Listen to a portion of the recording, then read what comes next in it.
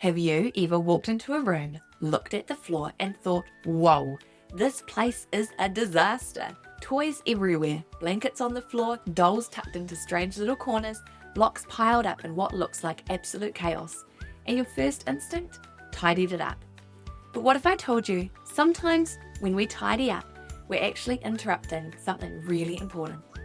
Today, I want to share a tiny idea that completely changed the way I looked at children's play. It's called a work in progress card.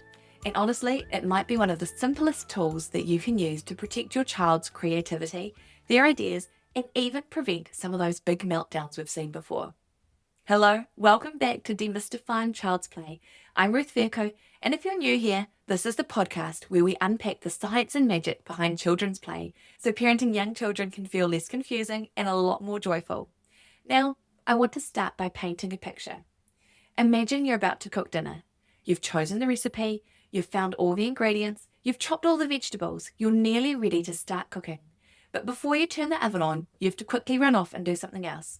When you come back, everything's gone. The ingredients are back in the fridge, the chopping board is washed, the recipe is put away, and you're standing there thinking, who did this? I was about to continue. That feeling, that frustration, that's exactly what it's like for children when we tidy up in the middle of their play. So I'd like to introduce you to the work in progress card. In its simplest form, it's just a piece of paper that shows my work is not finished yet. It tells everyone else in the house or the room, I'm still playing with this. My idea isn't done yet. And honestly, it can make such a huge difference. So, where did this idea start?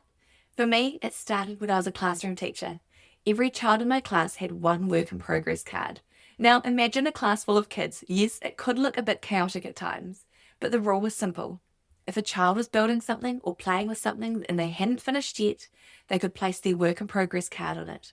And once that card was there, nobody could touch it, not even me. Now, sometimes children weren't playing in the correct place, I say with big inverted commas.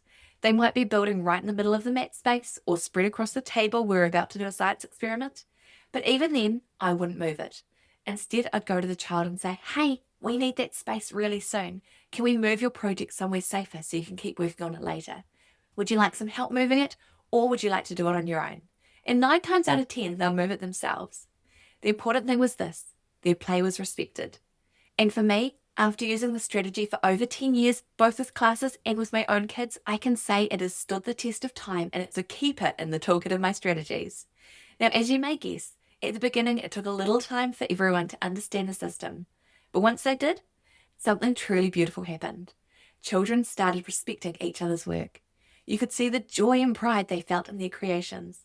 And even better, you could watch their play build and their ideas evolve over days. These ideas grew, the stories expanded, creations became more complex, all because they had the time and space to keep going.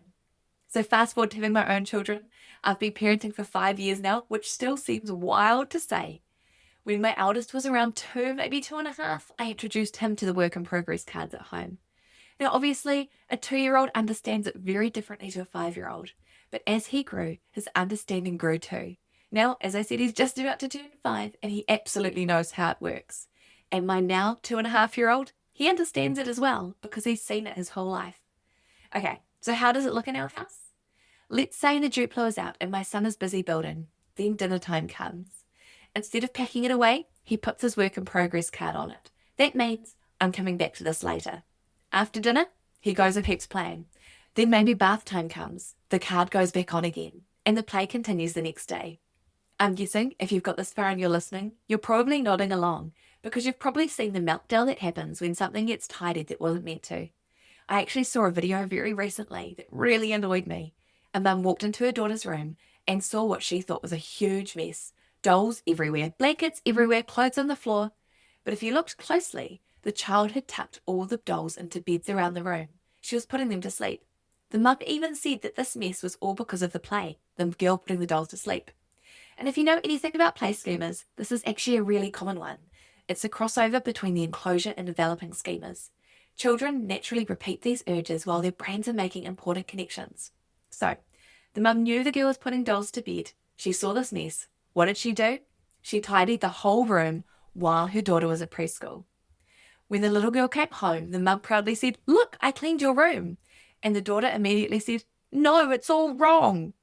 Within seconds, she put everything back out again. Because she was in play. She didn't choose to stop. She had to leave to go to daycare. Just like my cooking example I gave at the start. Moments like that remind me of something really important. Children are real people with real ideas. Sometimes those ideas look messy to us, but to them, they are stories, they are experiments, they're creations. And when we allow play set up to stay for days, or even just for a long few hours rather than carrying it between days, you can see the imagination grow and evolve in incredible ways.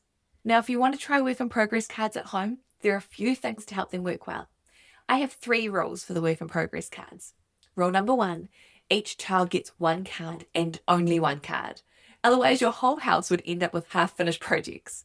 And if they want to start something new, they can, but if it's separate from the other play, they need to choose what stays. Rule number 2, they're not indefinite. If something has had the card on all day and no one has played with it, you can ask, "Are you still working on this?" Again, 9 times out of 10, they'll jump straight back into their play. But if not, you can tidy it together. Rule number 3, it's not a way to hoard toys. This is where parenting becomes more of an art than a science. Sometimes children are the leader of play and others can join in. Sometimes you may notice they're just using it to hoard toys so no one else can play with them. You get to decide what's happening and how it works in your home.